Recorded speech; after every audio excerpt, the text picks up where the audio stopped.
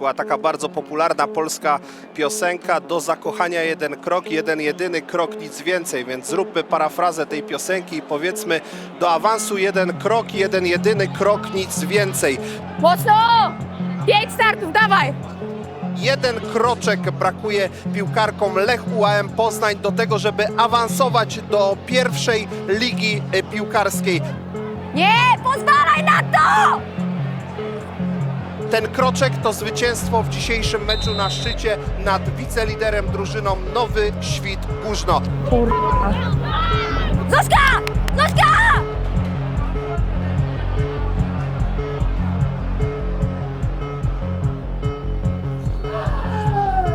Ja pierd... Wygracie bardzo słaby mecz, my nie musimy go wygrać, ale zagrajmy dobry mecz! Bo my gramy naprawdę słabo, po prostu. Ja nie widzę zespołu, który chce strzelić. On mi gratuluje, Savi, ten trener gratuluje, ale ja mówię, kurde, czego? Ja nie chcę tak wygrywać awansu, że oni nam, nie wiem, pozbędą się punktów, a i my zajmiemy, nie wiem, drugie miejsce, bo one się wycofają. Nie, my zdobądźmy to na boisku.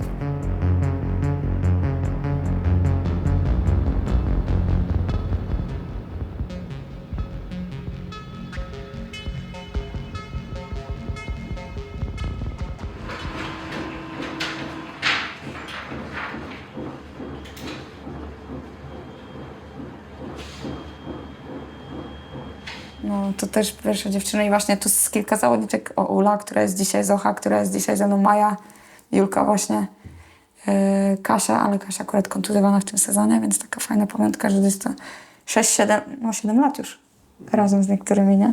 Więc no i to jest, no to jest dziecko Lecha Poznań, nie? Prawda.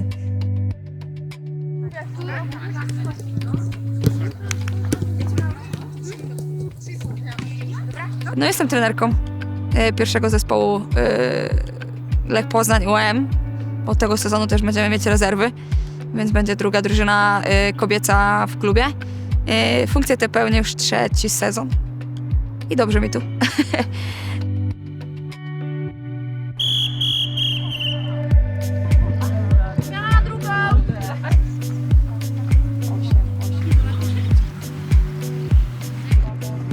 Wróciłam jakby do klubu w tej roli i ja się w niej dobrze czuję, bo ja się też dobrze czuję w tej piłce seniorskiej, w piłce 11-osobowej, gdzie to już są dziewczyny czy kobiety. Inaczej się pracuje niż z takimi małymi dziewczynkami, bo przeszłam każdy szczebel. Z niektórymi jestem tak naprawdę od czasów LPFA, jak powstała ta sekcja w LPFA i jak byłam tam trenerką, to one są cały czas razem ze mną i teraz świadczą też o sile tego zespołu.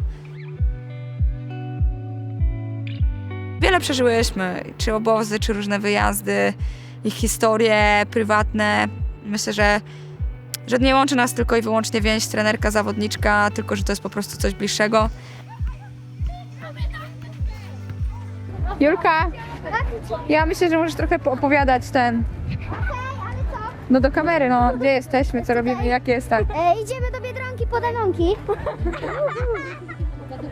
Padł wybór na Alicję, na to, jak ona podchodzi do piłkarek, jak jest zaangażowana w całe środowisko piłki kobiecej. I też była to, bym powiedział, jedyna słuszna kandydatura, bo była to trenerka już gdzieś, która znała system Lecha Poznań. Znała system szkoleniowy, system tego, jakie są nasze wartości.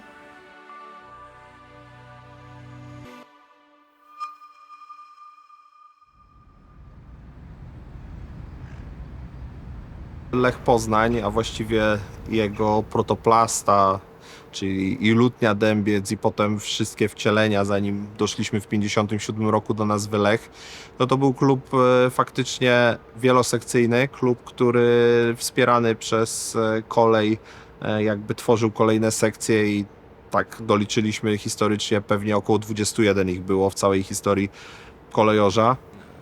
Pomysł sekcji urodził się od właścicieli. To oni byli wielkimi zwolennikami tego, żeby dziewczyny grały pod marką Lecha. Bardzo się cieszę, że dzisiaj już oficjalnie możemy ogłosić utworzenie sekcji żeńskiej Lecha Poznań. Zespół będzie się nazywał Lech Poznań UAM. Stworzyliśmy tutaj synergię z wielką instytucją też poznańską, bardzo dobrze znaną, Uniwersytetem właśnie Adama Mickiewicza. Bardzo się cieszymy i wierzymy, że na boisku, jak i poza boiskiem będziemy tworzyć zgrany zespół. I chcemy się, oczywiście też widzimy jakąś odpowiedzialność społeczną i chcemy tworzyć ścieżki rozwoju, chcemy tworzyć równe szanse, chcemy, żeby dziewczyny i kobiety miały możliwość się rozwijać, spełniać swoje cele i marzenia, grając w piłkę nożną i pokazywać swoje umiejętności i owoce swojej ciężkiej pracy właśnie kibicom i sponsorom. Działają na wyobraźnię statystyki. Jak się patrzy na Mistrzostwa Świata, ile osób oglądało, ile osób było na trybunach, jak w poszczególnych krajach wyglądało zainteresowanie, no to działa to wszystko na wyobraźnię i no chcemy do podobnych scen, do podobnych rzeczy doprowadzić też w Polsce. Jesteśmy na początku tej drogi, trzeba to sobie jasno powiedzieć. Pierwsze miejsce w tabeli Lechitek, 52 punkty, 5 punktów przewagi nad drużyną Nowego Świtu Górzno. Sytuacja jest prosta, 3 kolejki do końca przy ewentualnym dzisiejszym zwycięstwie, 8 punktów przewagi i Lechitki świętują awans do pierwszej ligi piłkarskiej. Musimy zdobyć 3 punkty, tak? A wszyscy już tak napompowali i za tydzień, nie wiem, powinie nam się powiedzmy noga i za tydzień znowu będziemy pompować. Jakby nie przejmujmy się tym, po prostu wyjdźmy na kolejny mecz. Wy zagrałyście dobry mecz z nimi w Górznie. Ania, Sawi, Ula, Becia, Zosia, Zgret, Zosia, Paula, Jula, Żarówa i Mania, tak? Tak wychodzimy.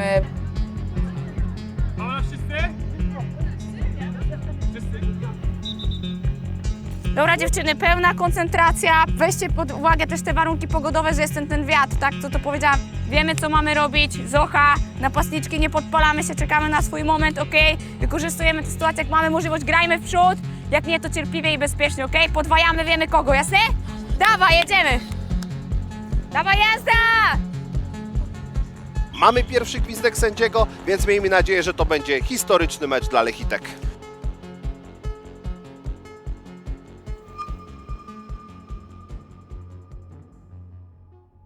Pierwszym krokiem, jaki zrobiliśmy po tym, że chcemy w ogóle stworzyć sekcję kobiet u nas w klubie, no to było rozeznanie się, ile tych klubów w Wielkopolsce funkcjonuje. Gdzie są piłkarki, gdzie są najlepsze piłkarki. No myślę, że Tomek chciał po prostu już wnieść na wyższy standard tą sekcję i jakby nie wszystkie kluby z Ekstraligi funkcjonują, uważam, dobrze. Pamiętam, przyjechałem na pierwszy mecz wtedy do Bydgoszczy, bo moje rodzinne miasto. Wiedziałem, że zespół występuje w Ekstralidze kobiet. I słuchajcie, to było zdarzenie z inną zupełnie rzeczywistością.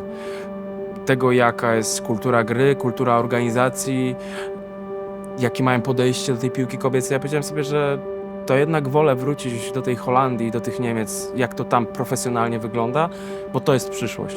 W jednym klubie dobrze wyglądały social media, w innym powiedzmy sztab trenerski, w trzecim scouting zawodniczy. I jakby żaden klub nie funkcjonował w pełni dobrze.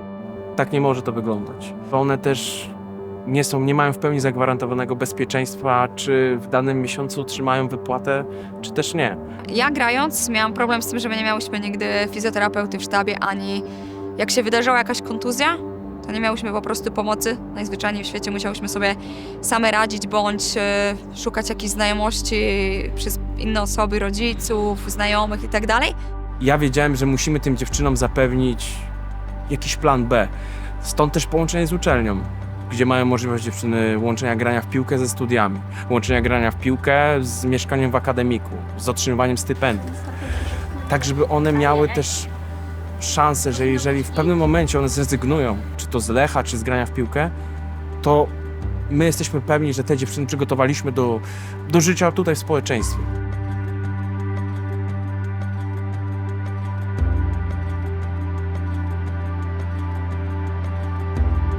Bo myślę, że to było coś takiego unikatowego, że było tak głośno, bo jak klub informował o tym, wiele ludzi nam kibicowało. Ja słyszałam wiele dobrych słów jakby z tego środowiska kobiecej piłki i myślę, że tak, że na początku klub bardzo pytał nie tylko w kontekście jakby zawodniczek o to, co jakby możemy zrobić, co pomóc, tylko jak to środowisko funkcjonuje.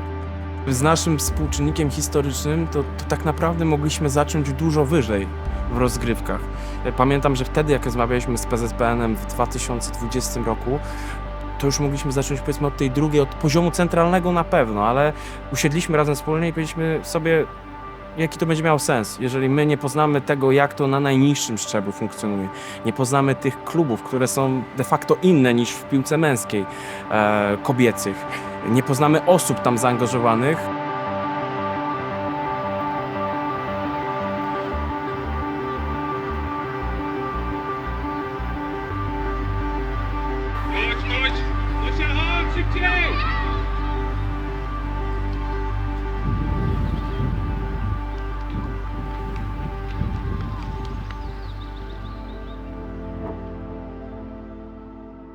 W czerwcu 2016 roku zrobiliśmy, pamiętam, tutaj przy Bułgarskiej pierwsze treningi otwarte i pojawiło się około 20 dziewczynek, też trenujących w LPFA, ale także pojawiających się po prostu znikąd, gdzieś grających z chłopcami, czy po prostu lubiących piłkę w szkole.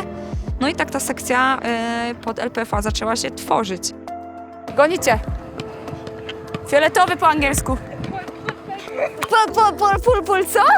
Tak, no ja liczyłam bardzo mocno, że po tych 4 latach, gdzie dziewczyny już wchodziły w wiek seniorski, trzeba było jakby pomyśleć o tych rozgrywkach dla nich, żeby one mogły rywalizować na swoim poziomie, że tą sekcję po prostu utrzymamy i te dziewczyny będą miały jakby taką możliwość rywalizowania pod szyldem, jakby nie patrzeć, Lecha Poznań już wtedy. Niestety się nie udało, a ja nie chciałam jakby zostawiać po prostu tego projektu, tak bym to trochę ujęła i tych dziewczynek na lodzie, czy rozdawać je po tych klubach pobliskich w Poznaniu, żeby one mogły grać po prostu w piłkę.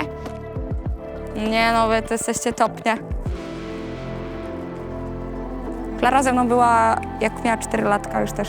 4,5? Jak przyszłaś do LPFA? I jest do dzisiaj. Kurde, weź już, idź sobie. Ile można? No i wtedy pojawił się pomysł UEM-u Poznań, świeżo wybudowane boisko przy ulicy Zagajnikowej. Postać Wojtka Weissa, który działał już tam i był moim trenerem futsalowym, że my po sekcję klubu uczelnianego AZS UEM Poznań przejdziemy i stworzymy tam klub czy sekcję dedykowaną po prostu dziewczynkom. Ja jako pierwsze zadanie miałem, żeby Alicję przekonać do powrotu do Lecha. Słuchajcie, trwało to dość długo, oprócz pokazania około 40 prezentacji. Ja jeździłem za Alicją praktycznie krok w krok, gdziekolwiek się pojawiła w Wielkopolsce. Myślę, że już miała mnie dość. No nie chciałam wracać, bo ja też nie wiedziałam, na ile Tomek jakby będzie szefem projektu, tak bym to ujęła. I jakby bardzo borykałam się z myślami. Z wieloma ludźmi rozmawiałam o tym, czy grać, czy nie, znaczy czy wchodzić w ogóle w ten projekt, czy to ma sens. I chyba zaryzykowałam trochę, ale patrząc teraz z perspektywy tych, można powiedzieć, 3 sezonów, to myślę, że to była dobra decyzja. Ile? 4? A ty? Co za trupiarnia się zrobiła tutaj, widzę.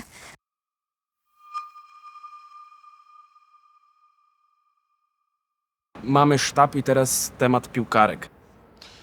No przede wszystkim jak zaczęliśmy tworzyć sekcję, to jakby takim naturalnym było to, że zespół seniorek w UEM-ie Poznań stał się zespołem Lecha Poznań po prostu. Do nas wtedy dołączyły takie doświadczone zawodniczki jak Zuzanna Sawicka, która jest obecnie kapitanem tej drużyny, która wywalczyła też ten awans do Ekstraligi Kobiet i nawet zagrała w Ekstralidze Kobiet na trawie, Paula Frączak. Potem pojawiła się Ania Laskowska, też bramkarka. Po prostu pojawiło się kilka dziewczyn, przede wszystkim dających nam doświadczenie, chcących reprezentować te barwy, chcących chyba wejść też w ten projekt. Tak jak jest to w drugim zespole Lecha Męskiego. Czyli mimo tego, że 7-8 piłkarzy jest młodzieżowcami, występującymi piłkarzami z akademii, to są oni otoczeni doświadczonymi piłkarzami, którzy w kluczowych momentach powiedzą: ej, słuchajcie, idziemy w złym kierunku. Z młodych dziewczyn też dużo nam się liderek pokazało. Klaudia Wojtkowiak, Julia Przybył, teraz Maja Kuleczka. To są dziewczyny, które mają naturalną charyzmę i naturalne bycie liderami.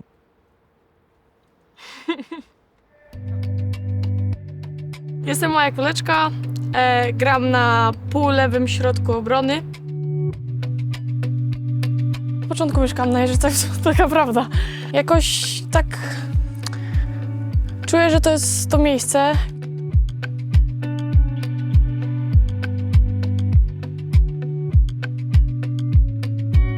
No ja Ja tu w szkole to siatkówka, piłka ręczna, koszykówka, bieganie, wszystko.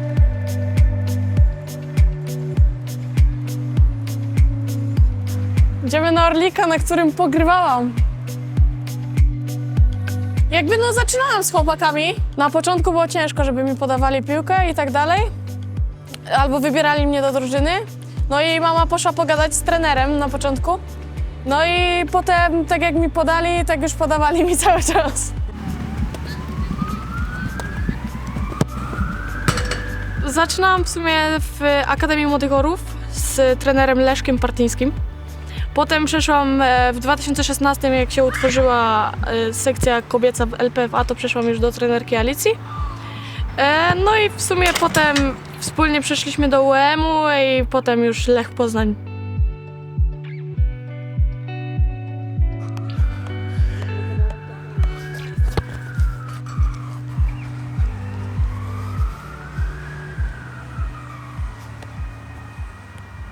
Końcowy gwizdek, pierwsza część meczu zakończona. 20. kolejka grupy północnej drugiej ligi piłkarskiej kobiet.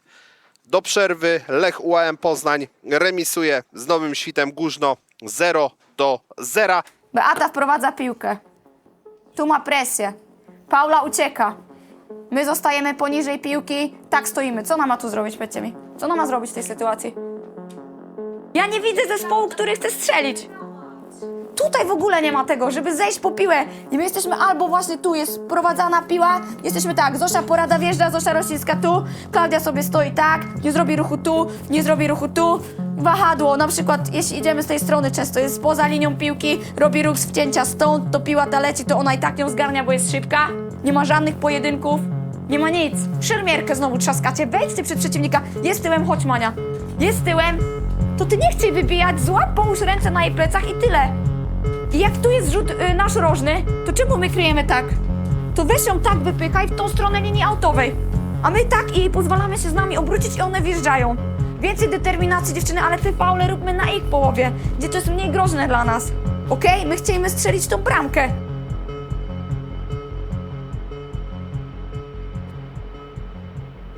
Ostatnio liczyłam 18,6. Taką mamy średnią wieku.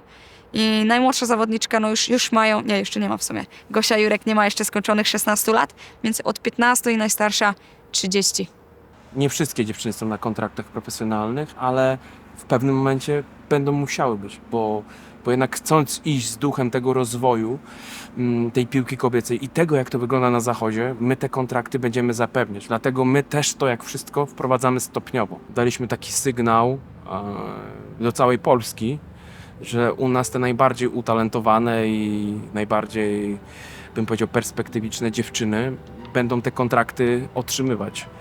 I był to ważny moment, bo bym powiedział moment historyczny. Zawsze pierwszą piłkarką profesjonalną Lecha Poznań do końca historii tej sekcji będzie Maja Kuleczka. Pierwsza zawodniczka z kontraktem i w sumie cieszy ten fakt. Zaczęło się w sumie od tego, że poszliśmy na rozmowę z Tomkiem Mędrym. Była też Maja Rutkowska wtedy już na tym spotkaniu. No i jakby pokazali mi plan na mnie i powiedzieli, że chcą ze mną podpisać kontrakt, że będę pierwszą zawodniczką w Lechu Poznań z kontraktem. Jestem szczęśliwa, bo wiem, że Lech to jest klub, w którym mogę się rozwijać, w którym mogę dążyć do swoich celów i marzeń i osiągać szczyty z tym klubem. Pokazuje to, że Lech chce stawiać na dziewczyny, że na rozwój kobiecej piłki i to, że chcą rozwijać się jako klub i też jakby budować nową historię. No nie ukrywamy tego, że chcemy walczyć o tą drugą ligę, żeby Lech był w kobiecym futbolu na poziomie centralnym, żeby zmierzył się jeszcze z lepszymi rywalami. No i przede wszystkim, żeby wygrywał, żeby cieszyć się z tego, że w tym Lechu jest ta kobieca piłka i może być też na najwyższym poziomie. Maja była takim pierwszym wyborem, bo była jakby naszą najjaśniejszą postacią pod względem sportowym, bo była taką etatową kadrowiczką. Później podpisaliśmy już kontrakt z Zuzą Sawicką i to było dla nas bardziej to, co wspominałem, ona wyrosła na taką liderkę. My chcieliśmy jej też podziękować za ten wkład, za to, że piłkarka z ogromnym doświadczeniem jednak gra w trzeciej lidze. jednak schodzi, bo wierzy też w ten projekt, więc my też chcieliśmy jej pokazać, że jesteśmy z tobą. I też dać sygnał do innych dziewczyn, że wasza ciężka praca naprawdę będzie popłacać i te kontrakty przyjdą. Tylko musicie je wypracować i musicie pokazać, że jesteście lechitkami. Julka Przybył, która rozegrała pierwszy sezon w drużynie seniorskiej. Najlepsze liczby, najwięcej strzelonych bramek, tak naprawdę 15-letnia dziewczyna, bo Julka w lipcu dopiero skończyła 16 lat. No dobra. Jestem Julia Przybył. Gram na pozycji 11. W naszej formacji 3-5-2 tak naprawdę na wahadle. Fajnie, fajnie. Julka to w ogóle jest lechitka z krwi i kości od małego, nie? Kurde, gdzie znajdę jej zdjęcie? On taki mały szczur, nie ma teraz 15 lat. Zaraz 16 będzie kończyć, a zaczynała i była gdzieś tam o...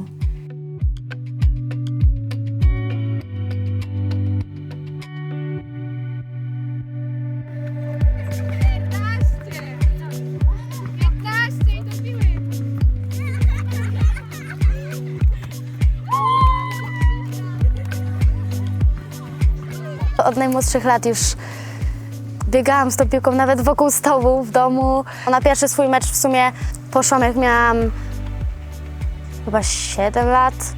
I właśnie po tym meczu podeszła do mnie starsza pani i dała mi szalik za to, że tak kibicowałam, więc akurat bardzo dobrze to wspominam. No i tak się w sumie zaczęło. To tak już wiedziałam, że chcę to robić. Z trenerką Alą tak naprawdę jestem od samego początku. Jak już grałam z chłopakami, to ona właśnie była moją drugą trenerką.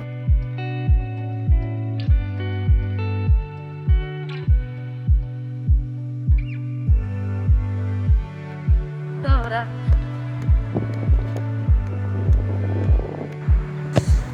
Jedenaście bramek. 11 bramek i 6 asyst. Razem 22 mecze chyba były. Albo jakoś tak. Więc całkiem dobre statystyki. Nie narzekam. O kontrakcie tak naprawdę rozmowy były od początku. Wiadomo, że byłam nową zawodniczką, więc musiałam sobie na to zapracować. Cieszę się z tego, że dostałam taką szansę, że zostałam doceniona. No i teraz jeszcze dużo przede mną, więc nie osiadam na laurach, dalej ciężko pracuję. Prawie w okno. Na dużo by weszło, myślę. Ale jak na pierwszy strzał, no kurde. Z przejściem z UAM-u do Lecha na pewno odczułam, że ten herb ma większe znaczenie.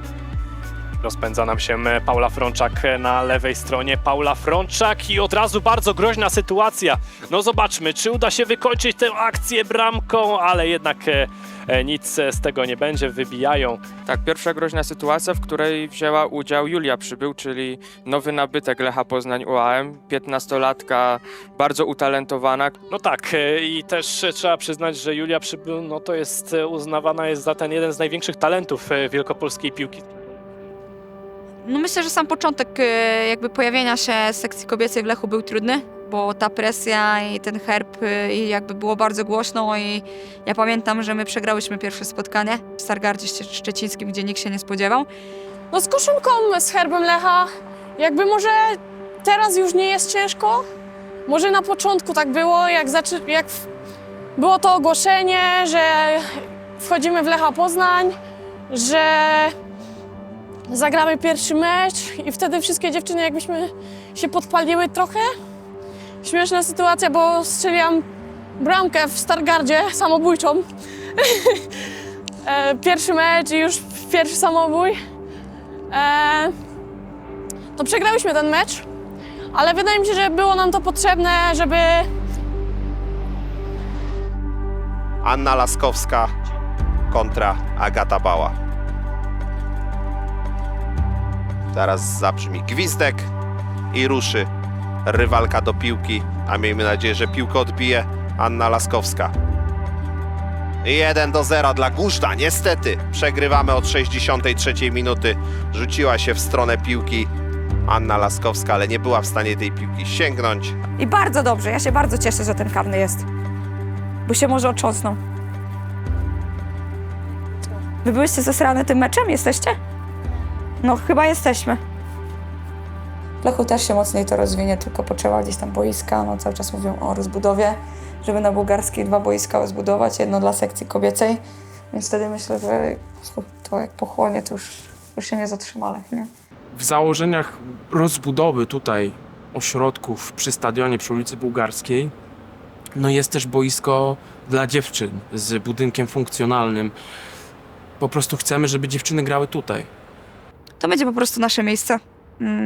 I myślę, że nie tylko w kontekście trenowania, ale że dziewczyny będą wiedziały, że mogą tam dłużej zostać, przyjść wcześniej, że my jako trenerzy będziemy mogli sobie funkcjonować też inaczej, bo teraz trenujemy na Morawsku i nie mamy takiej przestrzeni, takiego miejsca, gdzie możemy usiąść, nie wiem, mieć tablicę, laptopa, przegadać sobie pewne kwestie. No jest tam salka, z której korzystamy, ale myślę, że po prostu brakuje nam tego, żebyśmy jeszcze bardziej czuli tą swoją tożsamość.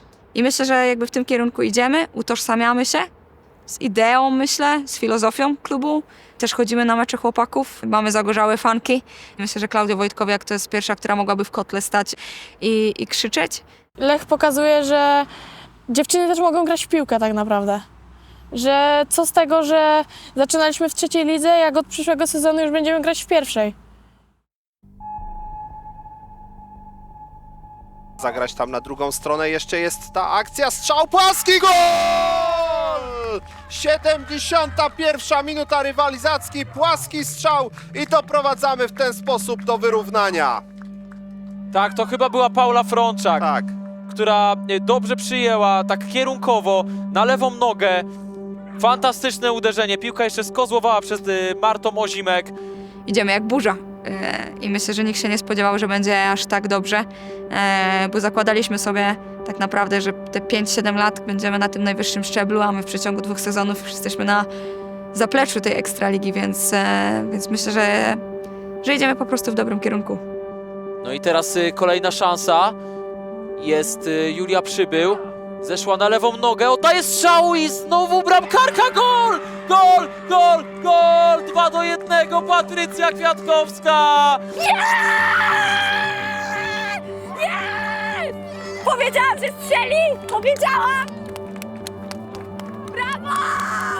Brawo! Brawo, Pati! Jula, super! Mądrze teraz, ej! Najpierw Julia Przybył, kapitalnie, tak zeszła do lewej nogi, w stronę dalszego słupka kopnęła. Tak patrzyłem, czy wpadnie ta piłka tuż przy słupku, czy bramkarka będzie interweniować. Naprawdę, znów wielkie brawa dla Marty Ozimek, bo znów dobrze odbijała piłkę, ale tam stała w tym miejscu, gdzie powinna właśnie napastniczka, właśnie Patrycja Kwiatkowska. Jula, nie płacz! Gramy dalej! Jak to teraz ująć, słuchajcie? W planie budowy, przez to, że planowaliśmy budować ten zespół od młodzieżowców, to my chcieliśmy w ciągu 5 lat wejść na poziom centralny. Przez to, że byliśmy nowi. Wiedzieliśmy, że będziemy się tego uczyć. I zaskoczyło nas to. Zaskoczyło nas pierw awans z 3. do 2. ligi, a z 2. do 1, jakbyście mnie zapytali rok temu, dziewczyny to dźwignęły i ten awans zrobiły. Chodź! Czas!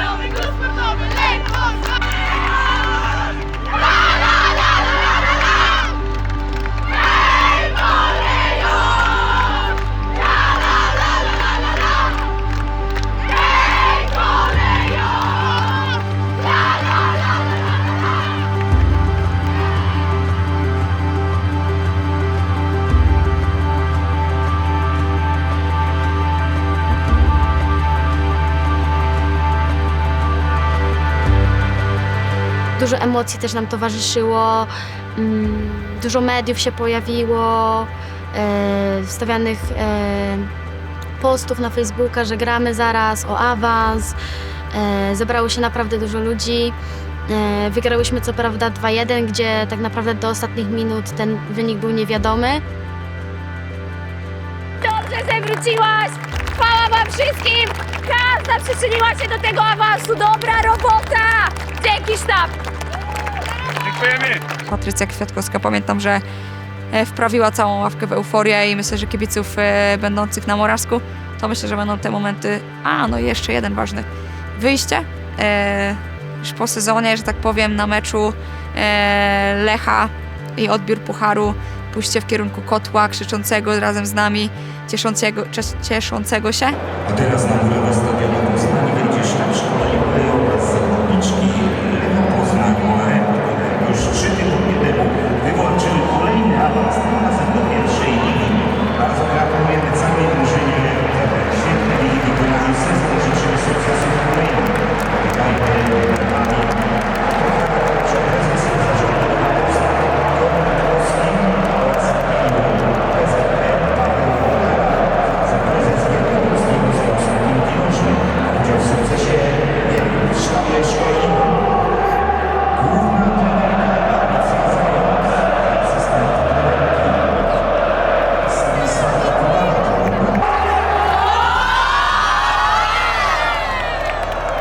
Myślę, że było ogromne przeżycie i docenienie po prostu tej pracy, którą wykonujemy i docenienie tych zawodniczek, które naprawdę dużo poświęcają do tego, żeby być w tym miejscu, w którym są.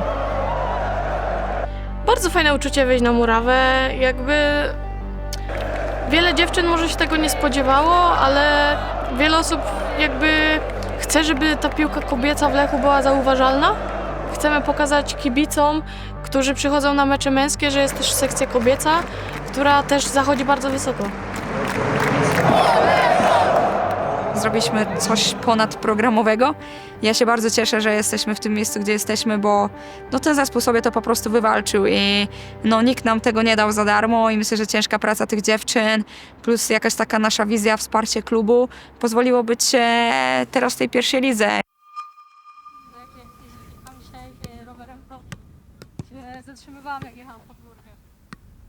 Mam listę 15 zawodniczek, które chcą przyjść, 5 było, więc możecie sobie już dokładać, kto będzie, czy tam już ktoś został. I tak jak powiedziałyście wszystkie, że chcecie zostać, to mnie cieszy, ale wiadomo, że ta walka jakaś tam będzie. Bo ja nie chcę wracać, powielać pewnych rzeczy, bo my też skoczymy na poziom wyżej. Wiecie, że ja już tak myślę o lipcu i sierpniu i tak dalej, ale że my też chcemy wskoczyć na wyższy poziom i gdzieś tam pewnie więcej trochę będziemy też wymagać od was, nie?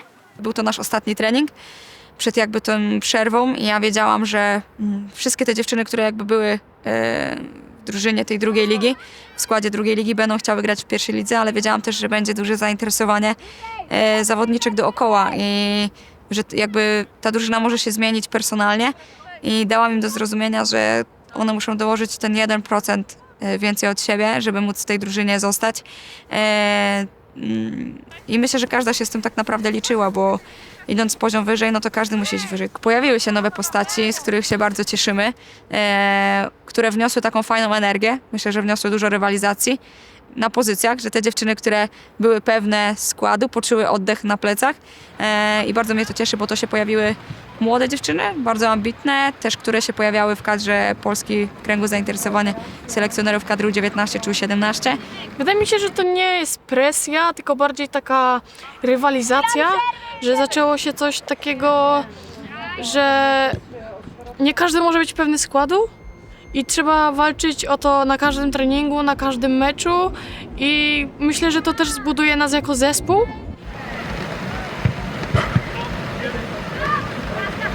Generalnie zespół fajnie funkcjonuje, myślę. Widać to było teraz po tym rolniku, ta integracja im pomogła i w ogóle.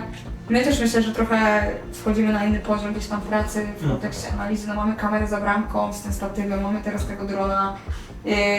Asia formularze robią wellness takie co niedzielę, Asia mi raporty wysyła, kto się rolował, kto się nie rolował i widać, teraz robimy takie podsumowanie tego okresu przygotowawczego i Wera tak samo obsłużenia, ile widzimy kto najwięcej, więc możemy wam też udostępnić, żebyście sobie zobaczyli, że nie wiem, Sawicka zap***dała, to się obijała, tak i to widać po prostu po cyferkach. Tak.